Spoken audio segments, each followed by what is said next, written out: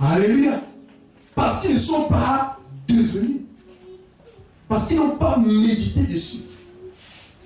Parce qu'ils n'ont pas passé le temps à penser cela. Écoute, j'ai une pensée ici. Il dit que, écoute, voici une pensée qui donne. Je vous montrerai à qui est semblable un homme qui vient à moi et qui entend mes paroles et les met en pratique. C'est une pensée. Il vous montre quelque chose. Il nous montre quelque chose ensemble. Écoutons maintenant quelle est cette chose. Il dit, il est semblable à un homme qui a bâti une maison.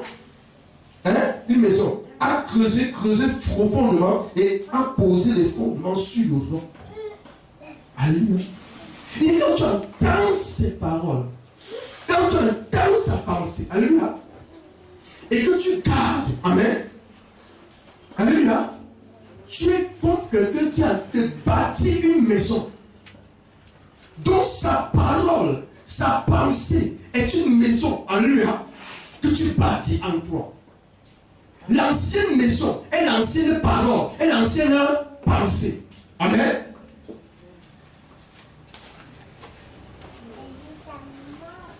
Et la nouvelle maison qui est bâtie par sa pensée, qui est bâtie par sa parole, est son identité, est sa couleur, est sa gloire. Amen.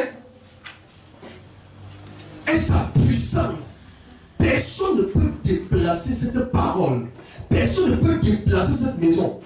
Si tu continues à bâtir avec ce qu'il t'a dit, c'est-à-dire entendre et comprendre et méditer, et passer ton temps juste à faire ce que Dieu veut que tu fasses, au lieu de t'occuper de tes pensées qui sont tes problèmes. Amen. Dans ton cœur.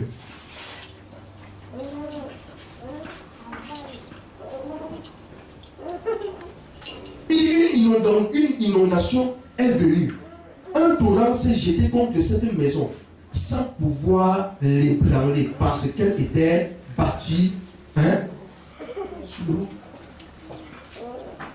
Et quand tu entends sa pensée, tu gardes sa pensée, qui est son commandement. C'est qu'il a ordonné que tu fasses. Aime ton prochain comme toi-même. Aime Dieu de tout ton cœur. C'est le tout bien. Il a donné Dieu, n'est-ce pas? Il a donné Dieu. Tu n'as pas besoin de toute la Bible. Tu as besoin de juste de ces deux commandements. Ces deux commandements régissent toutes les choses de la Bible. Aimer Dieu. Qu'est-ce que aimer Dieu? Aimer ton prochain. Qu'est-ce que aimer ton prochain? Amen. Quand il dit aimer Dieu, fais à ton prochain ce qu'il veut qu'on te fasse. Il dit aimer Dieu, c'est-à-dire qu'il aime Dieu de tout ton cœur, de tout ton âme. On ne fait rien à Dieu, mais on aime Dieu. Mais aimer Dieu, c'est faire quoi? C'est chercher à résoudre les problèmes de ton prochain. Si tout le monde cherchait à résoudre le problème de tout le monde, si tout le monde cherchait à faire à son prochain ce qu'il aimerait qu'on le fasse, la terre serait bien beau. La terre serait bien. Parce que personne n'aime qu'on le fasse du mal. Tout le monde aime qu'on te fait du bien. Si on te donne 100 000, tu serais content.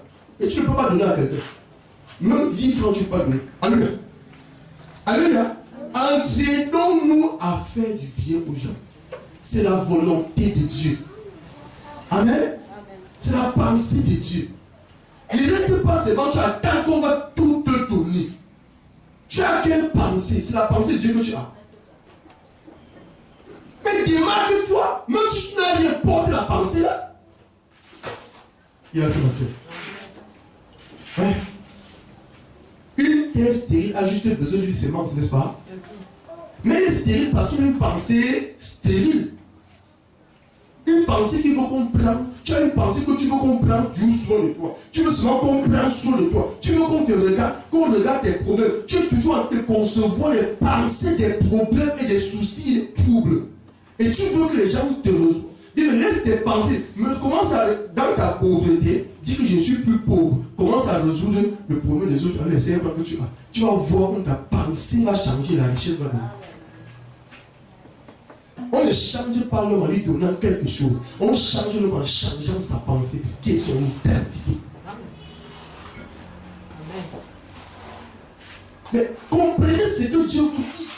Et si tu es bâti à l'intérieur, tu ne vas pas produire des œuvres. C'est Jésus qui le fait au travers de toi. Mais nous prenons ça, nous mettons à côté, nous bâtissons une autre chose. On conduit à bâtir les problèmes, on conduit à bâtir le trouble. On conduit à accepter les circonstances, les êtres. Amen. Amen. Et mais changer ta manière de penser, tu vas changer ton identité. Ne dis pas que je n'ai rien. Ne dis pas que je n'ai pas encore la force. La force, c'est la parole de Dieu. Oh, qui est béni ce matin? Amen. La force, c'est la parole de Dieu. Je vais t'expliquer ça. Je suis en train d'arriver quelque part avec toi. Tout ce qui produit dans ta vie de négatif est une pensée. Ce n'est pas ce que tu vois. C'est une pensée qui vient de quelque part, qui est ton identité. Je vous dis, un lépreux n'est pas né lépreux, il a la pensée de lépreux. Et il passe le temps à demander. Amen. Et il transmet cet héritage à ses enfants. Amen. Alléluia. Et ses enfants continuent à faire comme lui. Le jour où on les prendra, on changera leur courant de pensée, c'est-à-dire sortir du monde de la pauvreté. Alléluia. Du monde de la bassesse, de l'ignorance. Et leur donner de nouvelles pensées. Amen. Et qui commence à garder ses pensées et cogiter, oublier l'ancienne pensée, qui était l'ancienne identité. Amen. C'est pas commencer à prendre des choses dans leur vie. Ils vont se lever aussi avec travail. Ils vont comprendre qu'on doit réfléchir pour avoir. Alléluia. Vous comprenez? Donc l'homme n'est pas ce qu'il manque. L'homme manque dans sa pensée.